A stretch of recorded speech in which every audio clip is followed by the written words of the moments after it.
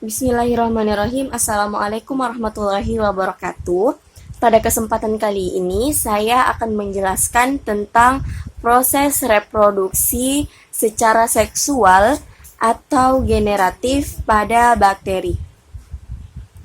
Sebelum melangkah ke inti pembahasan, kita harus mengetahui bahwa bakteri ini memiliki 3 cara rekombinasi materi genetik, yaitu yang pertama ada transduksi, kemudian yang kedua ada konjugasi,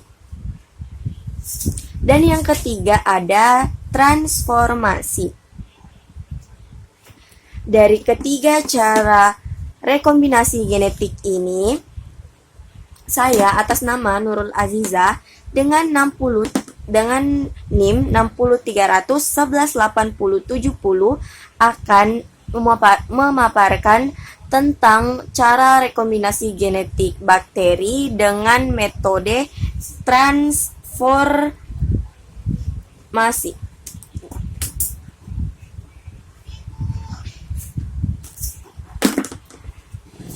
Yang harus kita ketahui terlebih dahulu ialah yang pertama, apa itu transformasi?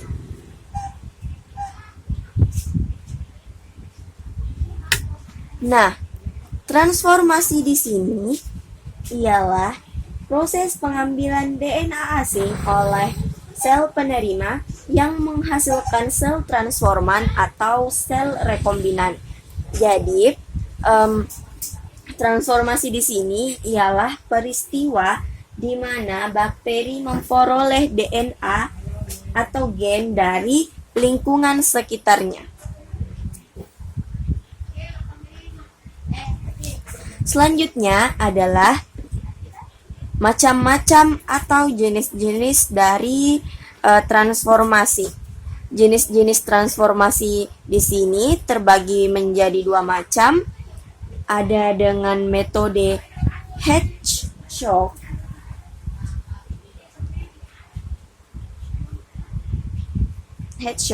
dan ada dengan metode elektroporasi. Apa itu Hedgeshock dan apa itu elektroporasi? Hedgeshock ialah metode kejutan yang paling sering digunakan dibandingkan dengan metode yang lainnya, karena metode ini menggunakan prinsip suhu yaitu 42 derajat Celcius selama 90 detik atau sampai 120 detik, sehingga dinding sel pada bakteri ini akan terbuka dan plasmid dapat masuk dalam sel dengan mudah. Selanjutnya ada elektroporasi. Nah, apa itu elektroporasi? Elektroporasi adalah cara yang digunakan menggunakan kejutan listrik untuk memperbesar pori-pori membran sel sehingga dapat meningkatkan permeabilitas dari membran. Selanjutnya, kita harus mengetahui bagaimana proses dari transformasi bakteri.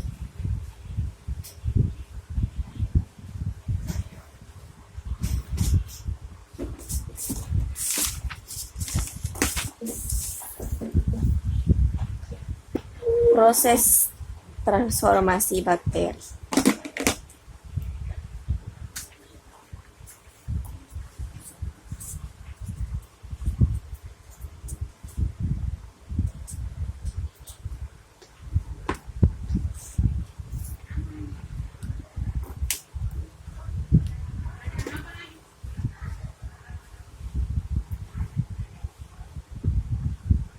Proses transformasi bakteri di sini yaitu adalah tahap awal free DNA.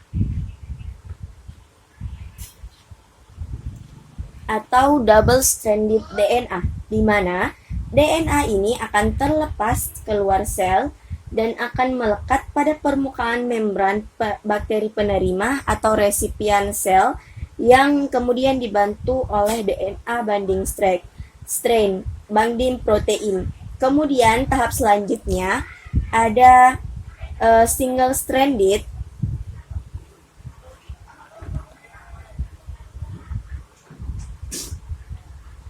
yang akan melintasi membran sel.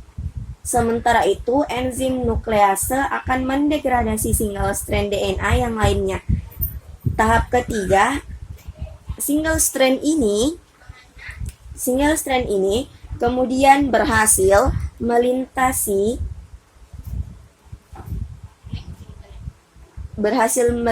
dan berhasil masuk, lalu akan berikatan dengan protein spesifik dan mengalami rekombinasi pada wilayah homologus kromosom bakteri atau resipien sel yang dimediasi oleh REG-A protein. Tahap keempat, resipien sel ini kemudian mengalami transformasi sehingga materi genetiknya menjadi berubah. Jadi prosesnya ini dimulai ketika misalnya ada satu bakteri Bacillus, di mana bakteri Bacillus ini akan dipindahkan ke dalam cawan Petri.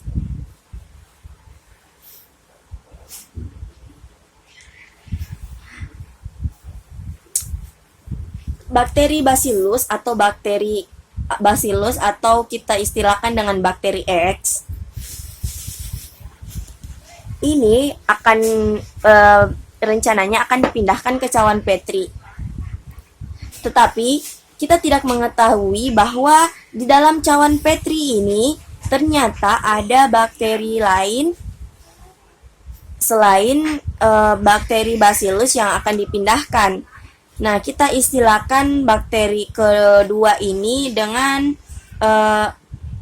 bakteri Y atau bakteri patogen ya, yaitu Bacillus.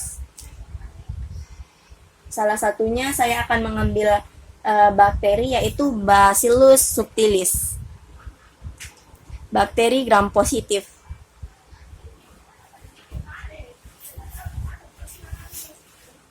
Nah, awalnya bakteri X ini bersifat atau masih menjadi bakteri gram negatif.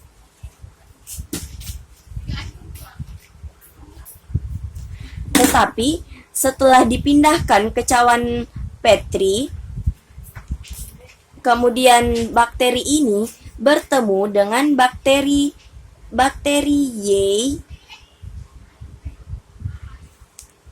atau Bacillus subtilis, maka bakteri X ini akan mengenali bakteri kerabatnya.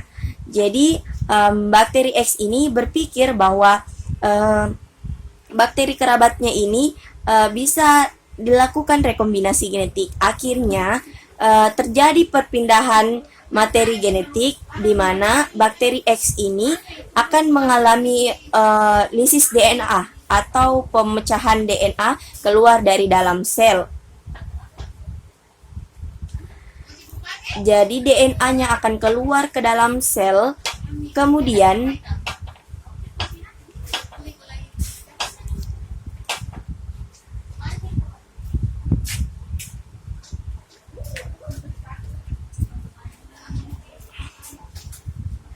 kita kasih senyum ya. Nah, bakteri X atau Bacillus ini akan mengalami lisis atau terpecahnya DNA. Setelah itu, DNA ini kemudian akan ditransformasikan ke bakteri kerabatnya karena bakteri ini memiliki protein sehingga dapat mengenali bakteri kerabat. DNA ini akan bertransformasi ke bakteri subtilis. Sehingga bakteri subtilis ini akan menerima DNA dan mengalami perubahan genetik. Mungkin itu saja yang bisa saya sampaikan. Lebih dan kurangnya mohon dimaafkan. Wabillahi taufiq wal hidayah. Wassalamualaikum warahmatullahi wabarakatuh.